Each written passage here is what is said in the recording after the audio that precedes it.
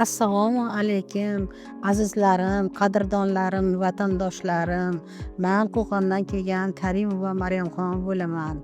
Bu yerga 7 kun bo'ldi kelganimizga davolanish uchun. Bu yerdagi shart-sharoitlar juda ham zo'r, juda ham yaxshi. Yangi hamma narsa yangi qo'yilgan. Hattoki apparatlar, davolovchi apparatlar bo'lsa, ularni kursalaring shunaqangi zo'r shifo berar ekan. Allohga behisob shukr. Oziq-ovqatlardan ham kamchilik yo'q. Hamma narsa 3 mahal ovqat. Hamshiralarimizni Alloh rozi bo'lsin bulardan. Bir-birlaridan mehribon, hammaga yaxshi gaplar bilan yordam beradilar, shifo beryaptilar. Alloh bulardan rozi bo'lsin. Ilohim. Alloh sizlarni ham mana shunaqangi joylarga kelib, mana shu yerda shifo topib ketishlaringni Allohdan so'rayman.